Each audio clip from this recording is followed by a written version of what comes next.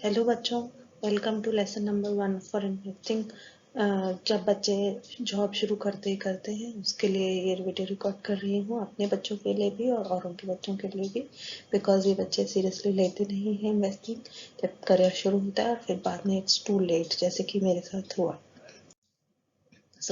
करना ज़्यादा कुछ नहीं है। जो बच्चे पेरेंट्स के साथ रह रहे हैं they can save up to 75% of their income after taxes, okay. And जो बच्चे पेरेंट्स के साथ नहीं रह रहे हैं वो ऑब्वियसली वो 25% तक ही सेव कर सकते हैं, क्योंकि उनको घर का किराया भी देना होगा, खाना भी मैनेज करना होगा, जो कि स्टेइंग विद पेरेंट्स के साथ प्रॉब्लम नहीं होती।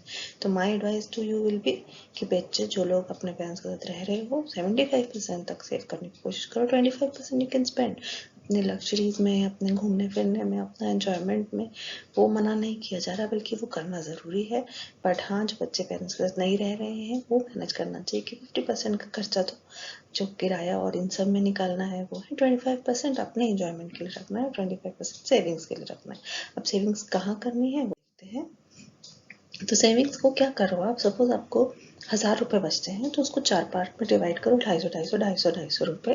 अब आप बोलेंगे कि 250 रुपये में क्या होता है, मैं मानती हूँ 250 रुपये में बहुत कुछ नहीं होता है, पर फिर भी शुरू तो करो, कहीं तो शुरुआत होती है। It is only about discipline. अगर तुम कहीं पर भी पढ़ोगे तो it is not about knowledge, it is not about intelligence, it is only about discipline. Money is only about discipline. अगर तुम इतना सीख जाओगे तो भी बहुत कुछ हो जाएगा।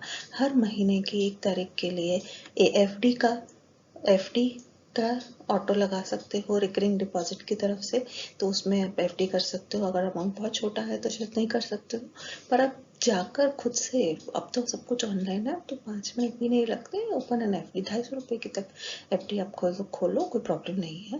तो एफडी खोलो, जो आपको टेन्योर ठीक लगे उसके लिए खोलो, जितना आपको लगता है कि आप 3 साल, 5 साल, 10 साल, 2 साल, 1 साल, आधा महीना, 6 महीना, जो आपको ठीक लगे आप उस अमाउंट की एफडी कर दो। पर एफडी कर दो सो दैट आपको अकाउंट में नहीं दिखे, वो पैसे नहीं दिखेंगे तो खर्च भी नहीं होंगे।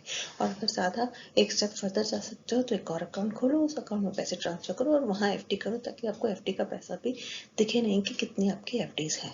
दूसरा आता है रिटायरमेंट। रिटायरमेंट में आपके पास पीपीएफ है ऑप्शन, और आपके पास एनपीएस है ऑप्शन, और आपके पास वीपीएफ जो वॉलंटरी प्रोविडेंट फंड होता है वो भी आपके पास ऑप्शन है। तो आप इन तीनों में से जो आपको ठीक लगे वो कर लो। तीनों खोल सकते हो तो तीनों खोल लो, कोई प्रॉब्लम नहीं है, कोई रोक नहीं रहा है। पीपीएफ तो ज़रूरी खोलना चाहिए। वीपीएफ अगर आपकी कंपनी अलाउ करती है और आपके पास 25% जो आपका सेविंग्स है उसके अमाउंट अगर आपको दिखती है कि उससे कम आपकी जा रही है, इन ईपीएफ जो एम्प्लॉय प्रोविडेंट फंड होता है, तो उससे बढ़ा के उतना कर दो जितना आपका 25% होता है। जहाँ तक हम ये डेट और इक्विटी की बात कर रहे हैं, तो बेटा ये म्यूचुअल फंड्स की बात कर रही हूँ मैं यहाँ पे।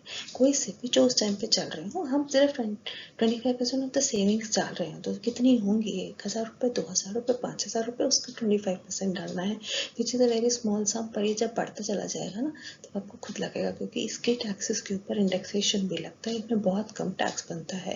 और जब आपकी सेविंग्स भी कम होती है तो और भी कम टैक्स लायबिलिटी बनती है। तो लर्न फ्रॉम दिस और ये डाल लो, है ना। और जहाँ तक इक्विटी की बात है, इक्विटी के लिए आपको ज़्यादा कुछ नहीं करना है बेटा। कोई एक ब्लू चिप फंड जो आपको लगे, जितने पैसे आपके हैं, अगर आपके पास 250 रुपये हैं तो उस टाइम पे जो 250 रुपये का चल रहा है और जो ब्लू चिप है उसे खरीद लो, ठीक है। मैं ये नहीं कहती कि आपको सालों साल रखना है, प्लीज़ 20 साल वाला खरीदने के लिए मैं तुम्हें नहीं कह रही हूँ। सिर्फ इतना खरीदो कि अभी तुमने कहीं डाल दिया। It is only about discipline for now. जब धीरे धीरे तुम समझ जाओगे, तुम सीख जाओगे, जब तुम्हें दिखेगा कि अरे मेरा कोई शेयर 50% प्रॉफिट दे रहा है, तो you can sell it off, not a problem. I am not saying to keep it for years and years to come, but हाँ, ये वेल्थ निकलेगी नहीं।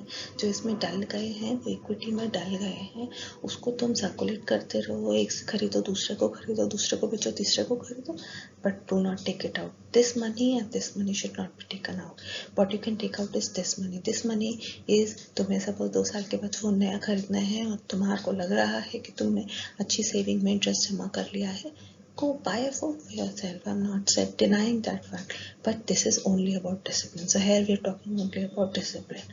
I hope you understand my points. I think ये सब आपको points याद रहेंगे और हम इस बारे में और grow करते रहेंगे information. For now this much is enough. जो भी परसेंटेज ऑफ आप सेव कर सकते हो उसे सेव करो। सेव करने के बाद इन 4 जगहों पे अभी से ही इन्वेस्टमेंट शुरू कर दो। बाय द टाइम तुम लोग 40 ईयर्स के होगे ना बच्चा लोग, आप देखना कि 40 ईयर्स तक होने तक ही इतनी वेल्थ हो जाएगी कि उसके बाद आप लोगों को सेविंग्स के बारे में ज़्यादा सोचना भी नहीं पड़ेगा, ये अपने आप ही ग्रो करती रहेंगी।